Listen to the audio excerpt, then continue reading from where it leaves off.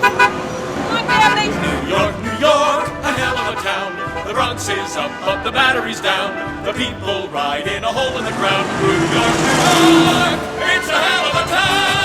Ah, New York City. I love it here. I love the sounds, the sights, the crowds, even the smells. It's gross at times, but then you catch a whiff of hot dogs or sugary peanuts, and there's nothing like it. As you would expect, we spent most of our time at the theater district. Now, New York City's theater district is 11 blocks long and 2 blocks wide. There are about 36 theaters crammed into this small area of the city. The Marquee Theater, which is home to the Drowsy Chaperone, and the Palace Theater, which has Legally Blonde, they're located right in the heart of Times Square, which is a great location. So after our Saturday matinee, we hoofed it over to Radio City Music Hall to check in and find our spot on the red carpet. Now, the reporters are all in sections. You have TV crews, still photographers, and us radio folks, and they're pretty strict about that. The local New York station, NY1, is set up to go live right from the red carpet. Across the street, fellow Broadway fans have already gathered to stake out their spot because they want to spot the stars too. So it's kind of fun to be on the other side of the fence for once. Soon the limos arrive, and the stars walk a long stretch of red carpet, stopping here and there. Now, our job as reporters is to try to get them to come over and talk. The hard part is, us radio folks, we're usually at the end of the carpet, so sometimes the stars are done talking by the time they get to us. But I keep trying. So sometimes you even get someone's attention and a big name starts walking towards you, and then you think, shoot, now what? Now what am I going to ask them? So you have to be quick on your feet. You got to be able to identify who these people are. So if you've only ever seen them in costume, that can be a little tricky. Some of the folks I was able to talk to, Tommy Tune, who was very nice. He's done a lot of these Tony Awards at this point. Elizabeth Stanley, she's from Company. My in with her was she and I have a mutual friend because she's worked at Pioneer Theater Company, so that was fun. Laura Bell Bundy was delightful. She was one of the last stars I talked to, and it was so nice. And also John Cullum. You've seen him on TV, and right now he's on stage with Audra McDonald in 110 in the Shade. Then there's a list of folks who didn't stop at all. Idina Menzel and Taye Diggs, how cool would that have been? Harry Connick Jr., he never stops.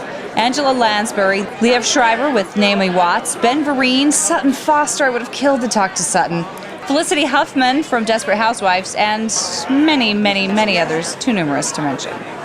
Now, I had the unfortunate position this year of being right next to Triumph the Insult Comic Dog from Conan O'Brien's show. Now, if you've never seen Triumph, he's a puppet who goes out to events like this. I've also seen him at Star Wars premieres or the John Bon Jovi concerts.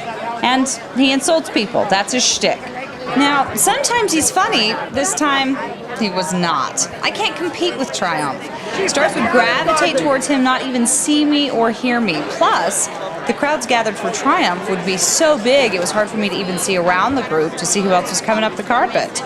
I lost many stars to Triumph, including Harvey Fierstein. He doesn't talk to anyone, and I got him to look over at me and say, "What?" And then he saw the dog. It was all over after that. Once we were all done on the red carpet, the reporters and photographers, photogs we call them, they break down, walk across the street to the Rockefeller Center. We head all the way up to the top, the 64th floor.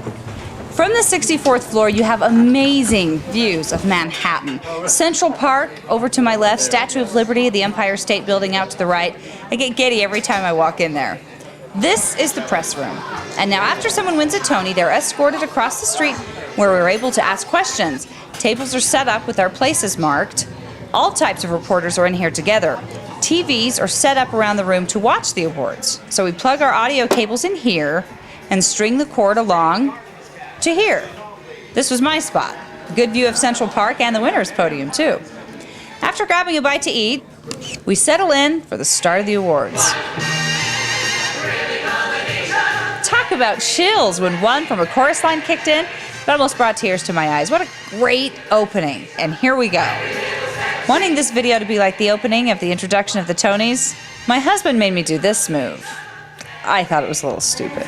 Still stupid. So now we wait. One by one, each winner enters the room and takes the stand. It's fun to watch them because they're still a little starry-eyed, a little out of sorts, giddy, gracious, funny, humbled, surprised. All of these emotions. And they look at their Tonys a lot, too. It's really exciting. David Hyde Pierce was a little teary-eyed and very appreciative of his award. Christine Ebersol, stunning in her William Ivy long gown, just gorgeous. The producers of Spring Awakening, including one of my favorite actors, Tom Hulce. He played Mozart in the movie Amadeus. Finally, at about 11:30 or so, final winner is brought up to the press room and sort of unceremoniously, it's over. See you next year.